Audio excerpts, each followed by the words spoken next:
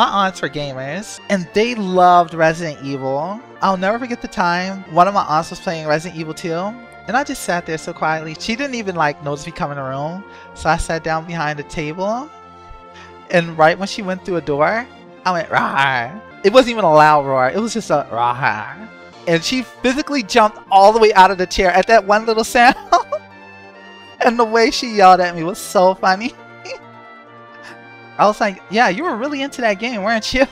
My taste in RPGs actually does come from my aunts. One of my aunts had Crystalis, and that was what made me want Crystalis for the NES, because I would watch them play and I'd want to play. So I got that game first, and that's how I ended up on this thing where I was like, I want more games like this. Because I was so young, I was like 8 or so, I didn't know what to call RPG is, but I know what they all shared. They all had a main character with a sword. So I literally would go to GameStop at like 9 years old and say, do you guys have any games with the swords? So I would look at certain games that look like an RPG cover, and I would literally ask, is this one of the games with the swords? And I didn't learn the term RPG until Super Mario RPG for the Super Nintendo, which means role-playing game. But yes, they got me onto RPGs, Zelda, they got me on the Zelda 2, Chrono Trigger, Final Fantasy. It all started with my aunts. It all started with Gen X. Those people are the ones who made us gamers. They really did.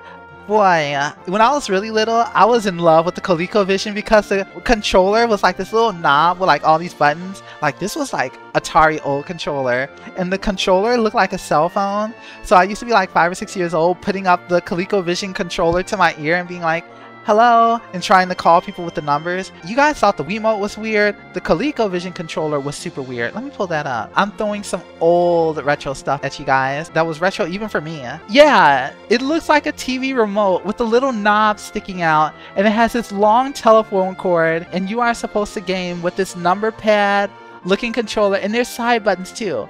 So there are some games where you don't use the number buttons, but you see those two little gray buttons on those two little gray marks on the side?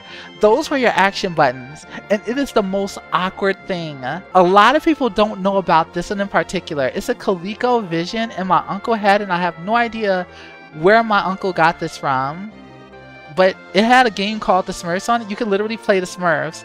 The Smurfs had a game on it. It was so crazy, yeah? My uncle also had an Atari too, and I like the Atari. He also had that notoriously bad E.T. game. That game actually is that bad. It is as bad as the online articles say.